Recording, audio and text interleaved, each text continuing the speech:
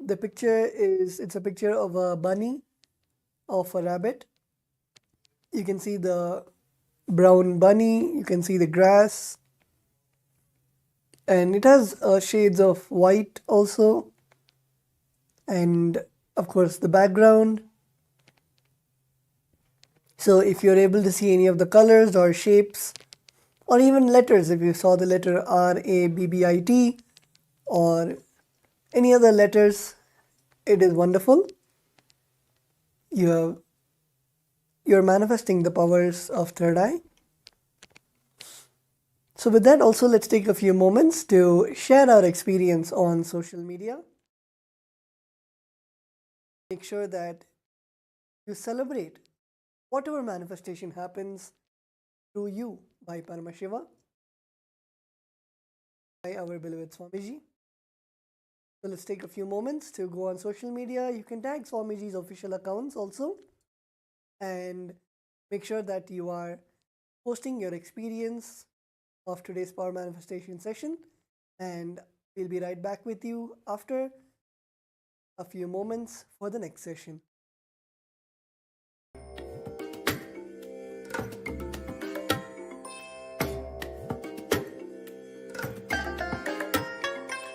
I bless you all. Let you all open all your three eyes and manifest the powers of Mahasudashiva. Om Nityananda Paramashivoham. Om Nityananda Paramashivoham. Om Nityananda Paramashivoham. Om Nityananda Paramashivoham. Om Nityananda Paramashivoham. Om Nityananda.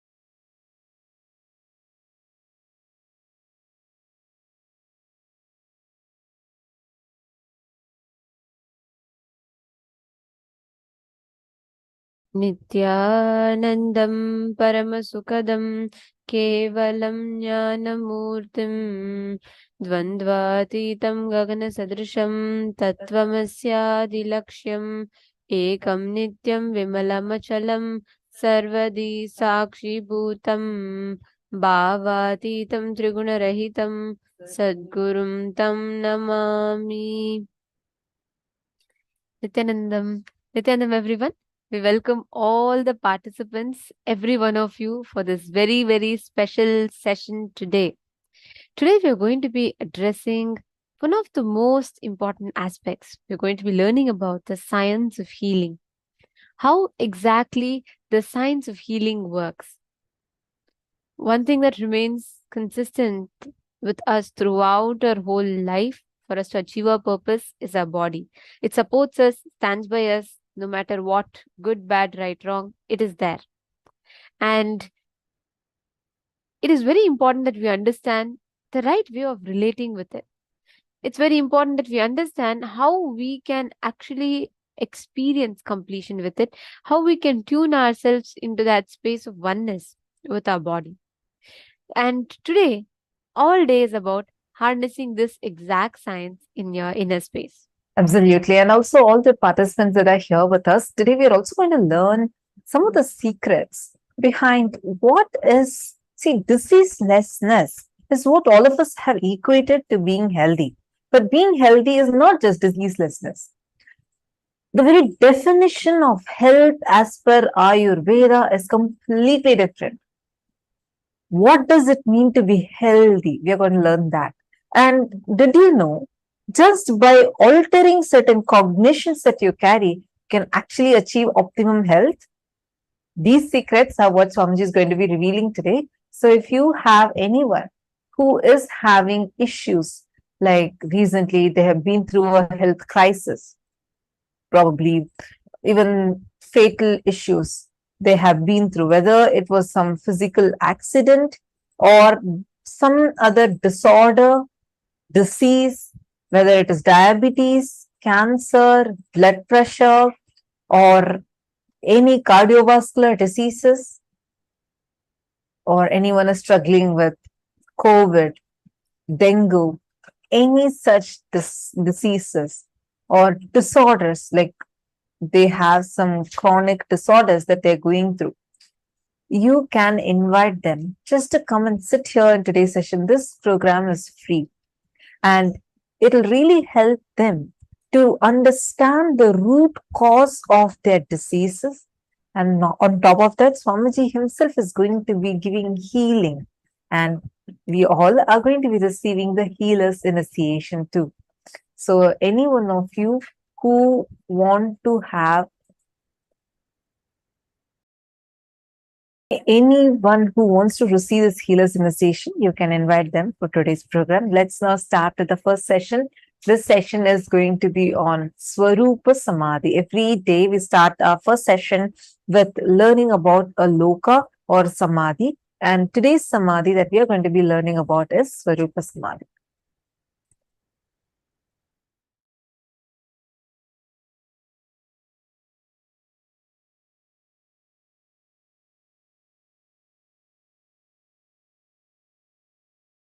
Listen, Sadashiva describes Samadhi beautifully in Yogabhada. The description I am giving is not from Patanjali, but from Sadashiva. Listen carefully. When pratyahara happens, means you withdraw your life and energy from everything else and center it on something, the pratyahara, withdrawing, becomes dharana, centering. Dharana means flowing towards something. When that dharana happens, that on which you are flowing reveals itself to you. Reveals itself to you is dhyana. You being in that state continuously is samadhi.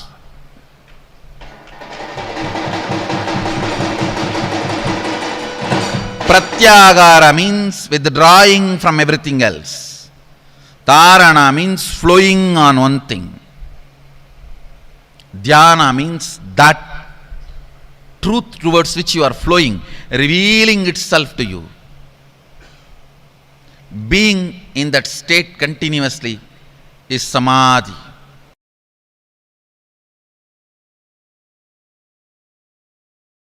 In Hindu tradition, all gods represent the Purana Brahman, the Paripurna Akanda Satchidananda, Chinmayananda Swayam Prakasa,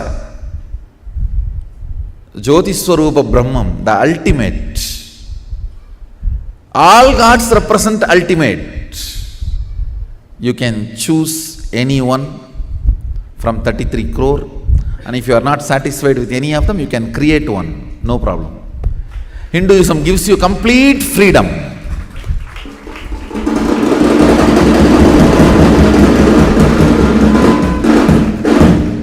Samadhi means being one with the source. Adi means source. Sama Adi means one with the source.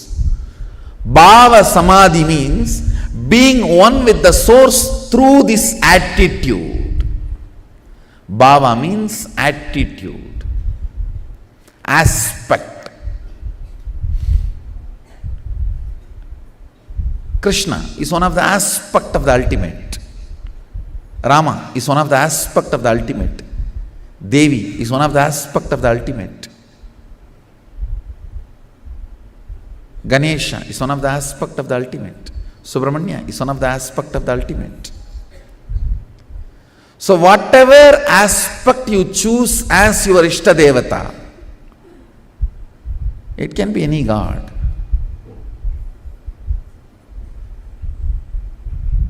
It can be Shiva, Subramanya, Ganesha, Devi, Vishnu, Munishwara, Kalabhairava, Veerabhadra. We have so much. And if you don't like anyone, you want to create something new, free, go ahead. The aspect, bhava you choose, through that bhava, being one with the source, samadhi is bhava samadhi. Knowing this bhava is adi and being in sama with that is bhava samadhi.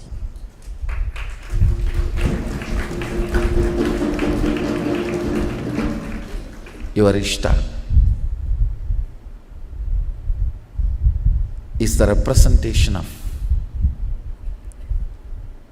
Akanda Satchidananda Paripurna, Nirguna Brahman.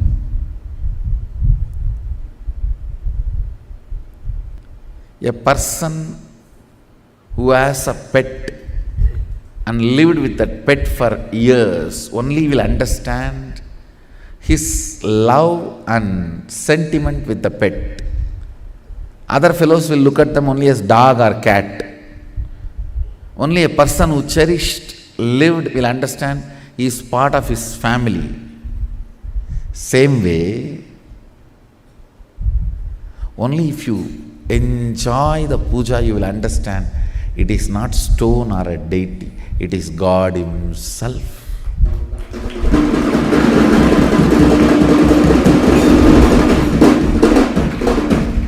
People who never had pets can never understand the pet lover's sentiment. They will only cry foul. Oh, they spend so much money on dog, they spend so much money on cat, rat.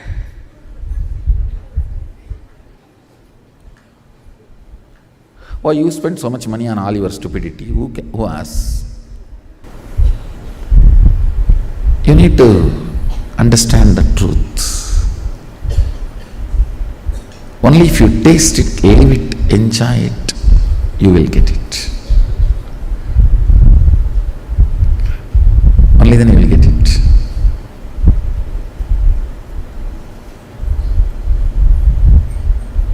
Not otherwise. You need little bit of initiation and tuning to enjoy one of these most important aspects of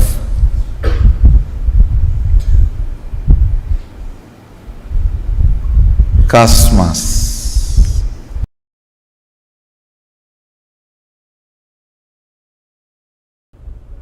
After 3 years,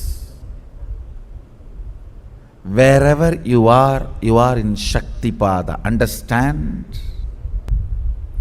With a clear integrity and completion,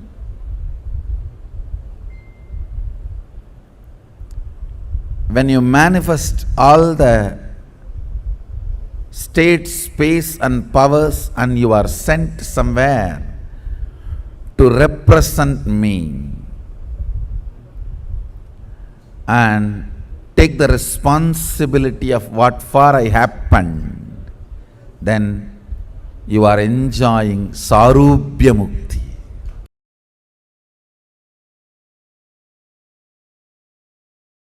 I am a love statement from Paramashiva. proposal of love to humanity from Paramashiva. Will you get enlightened? Will you become me? Understand? I am just a loud, clear statement from Paramashiva to the whole humanity. Will you become me?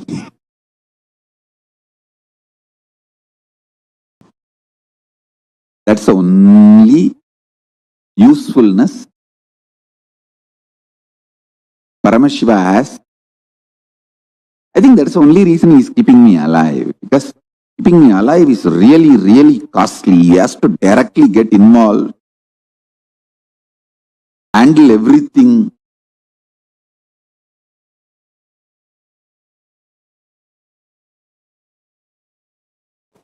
Paramashiva moves this whole universe without thoughts, being in the state of Paramashanta Swarupa. That shows thoughts are not needed to run your existence as Paramashiva manifested it. Thoughts are your feeling something is missing, inadequate, not enough, incomplete. That insecurity, suffocation, incompletion, that generates something cranky, worms going in your brain.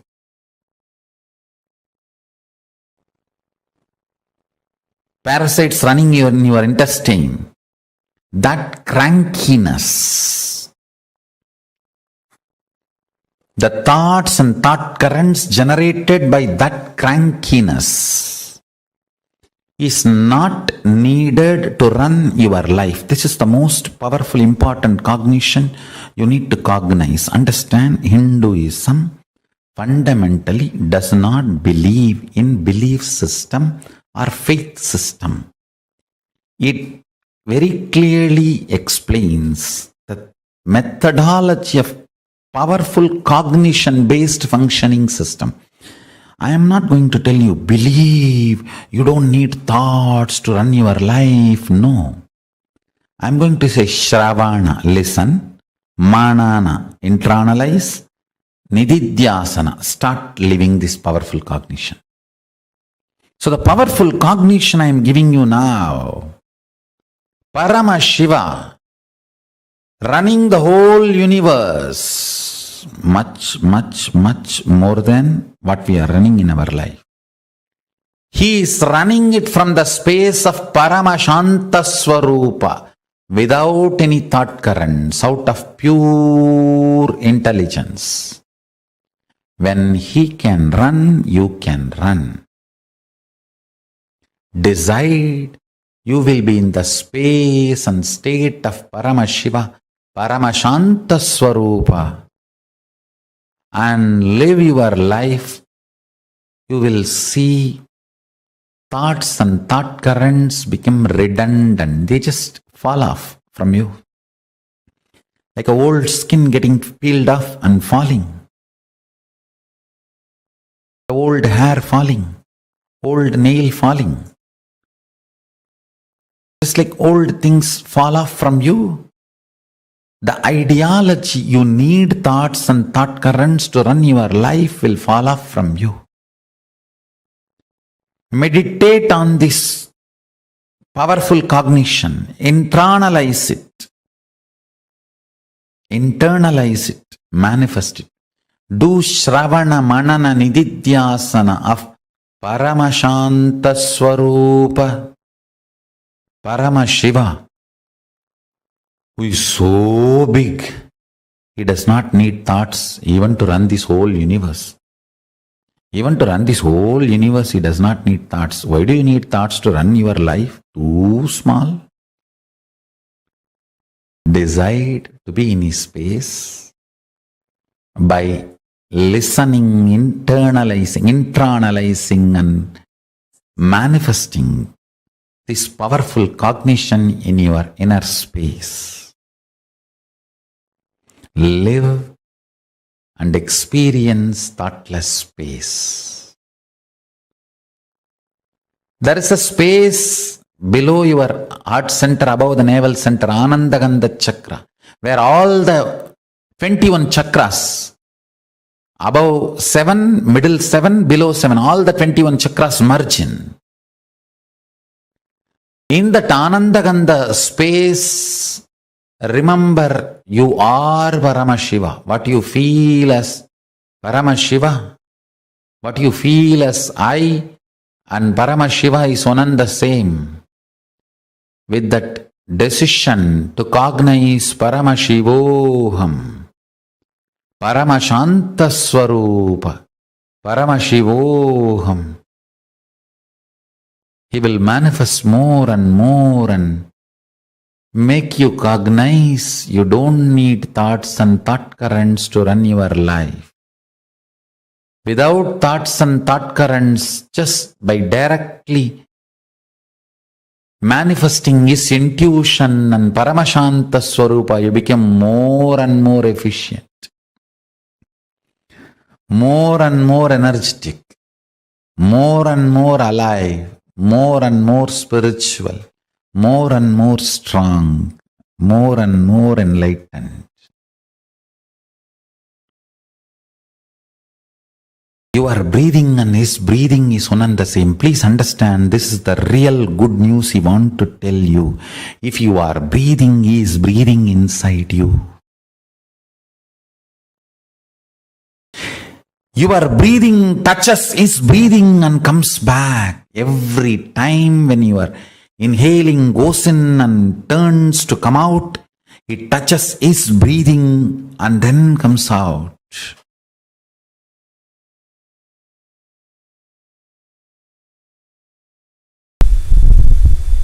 I am the vision for the humanity. So anybody who is in love with my vision for humanity is in love with me, is in oneness with me. When my hope becomes your hope, my desires becomes your desires, my vision becomes your vision, my mission becomes your mission, my activities become your activities, you become me.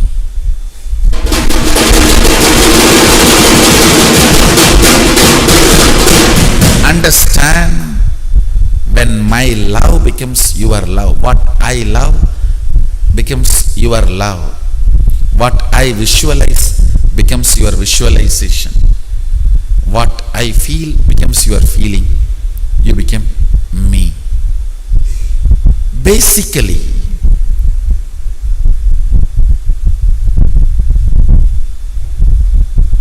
realizing how you know Sadashiva is not just a statue, deity we keep. This deity represents Sadashiva. Same way, this body represents me. I am not just this body. The deity represents Sadashiva to relate with you. This body represents me to relate with you. My vision for humanity is me. I want all of you to contemplate just on this few lines today. I don't want to give too many words, too many lines. Just these few lines I want to repeat. I want every one of you to contemplate on it. My vision is me. My vision for humanity is my integrity. My actions or my mission is my authenticity. My actions and mission for humanity is my authenticity. My hope for humanity is my responsibility. My happening for humanity is my enriching.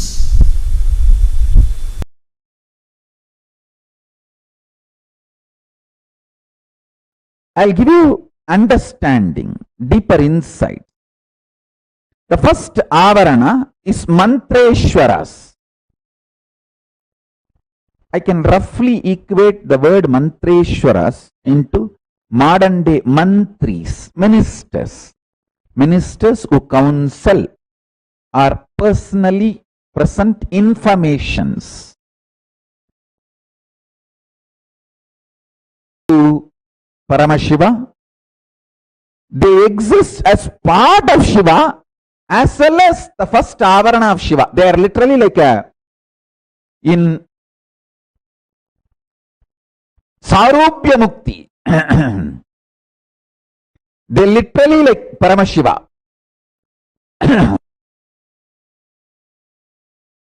Paramashiva. They are just extension of Paramashiva. They are called Mantreshwaras. So understand, I am mapping the Hindu parliament of Kailasa to Paramashiva's 5 avaranas as well as the 5 sabhas. I am giving you the detailed understanding so we can start manifesting the Kailasa everywhere. Because the Kailasa ecosystem makes Kailasa, not just the land or the property. Kailasa ecosystem makes Kailasa.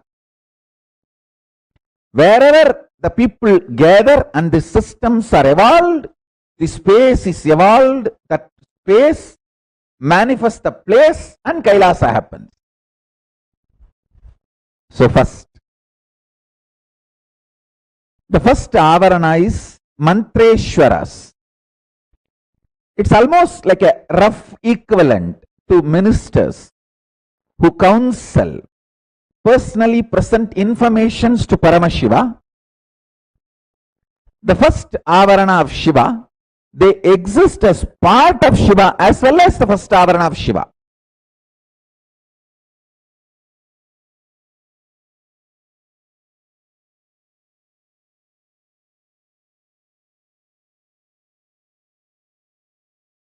Come on. Essence of today's satsang.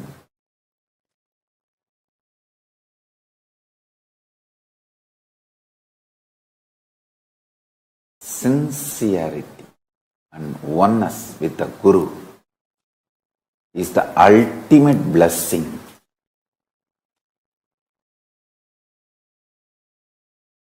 From the universe for our life.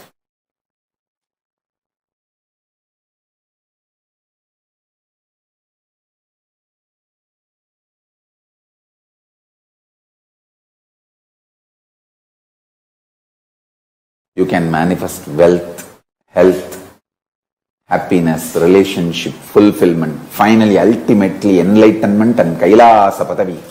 Everything just with this one thing, sincerity to your Guru, feeling connection with the Guru. That's it.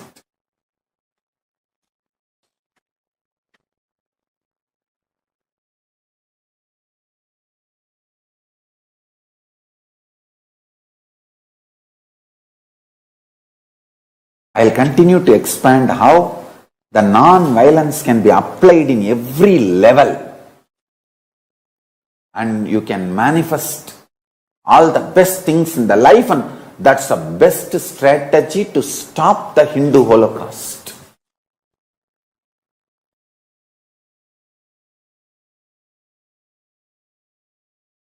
Now, all of you sit as I am Nityananda Paramashiva. Om Nityananda Paramashivoham.